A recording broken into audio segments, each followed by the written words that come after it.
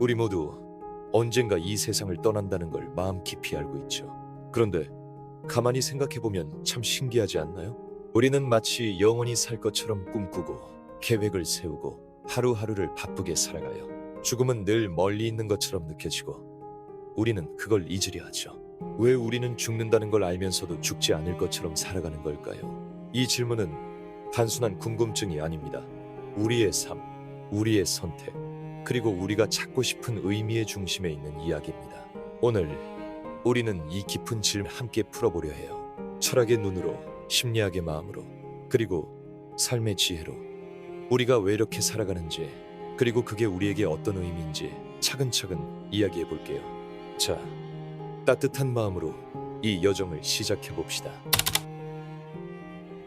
독일 철학자 마르틴 하이데거는 우리를 죽음으로 향하는 존재라고 불렀어요. 죽음은 단순히 삶의 끝이 아니라 우리 삶에 깊은 의미를 주는 출발점이라고 했죠. 죽음을 마주할 때 우리는 진짜 나 자신을 발견할 수 있어요. 하지만 우리 대부분은 그걸 피하려 하죠. 바쁜 하루, 끝없는 할 일, 스마트폰 화면을 스크롤하며 우리는 죽음을 잠시 잊으려 해요. 프랑스 철학자장 폴 사르트르는 이런 태도를 자기 기만이라고 불렀어요.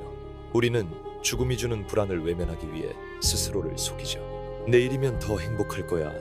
이 목표만 이루면 모든 게 괜찮아질 거야. 라고요. 하지만 잠시 멈춰서 생각해보면 그 두려움 속에서 오히려 진정한 삶의 의미를 찾을 수 있지 않을까요?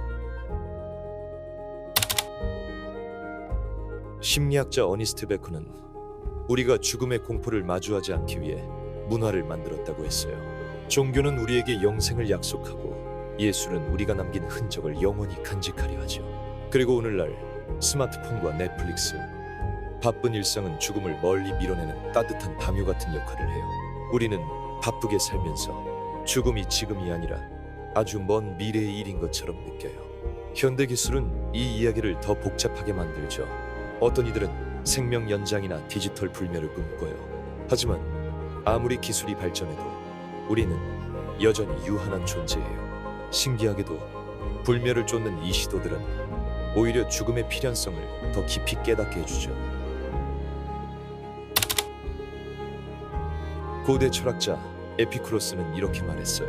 죽음은 우리와 상관없어. 우리가 살아있을 때 죽음은 없고 죽음이 왔을 때 우리는 없어.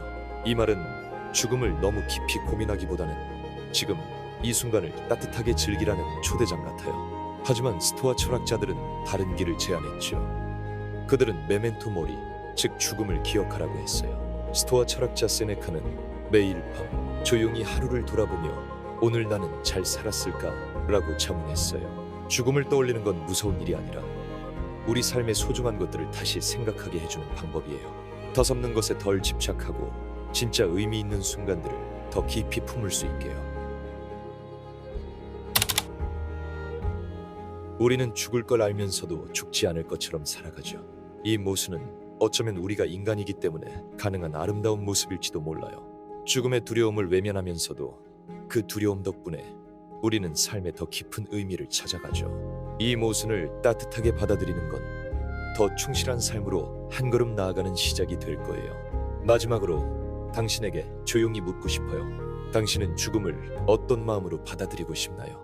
에피쿠로스처럼 죽음을 가볍게 여기며 지금 이 순간을 온전히 즐기고 싶나요? 아니면 스토아 철학자들처럼 죽음을 곁에 두고 더 깊이 있는 삶을 살아가고 싶나요? 이 질문이 당신의 마음에 작은 씨앗이 되길 바랍니다. 이 이야기는 당신의 마음을 위해 준비되었어요. 메멘토 모리, 죽음을 기억하며 더 따뜻한 삶을 살아보세요. 그리고 영상이 도움이 되셨다면 구독과 좋아요 잊지 마시고요. 시청해주셔서 감사합니다.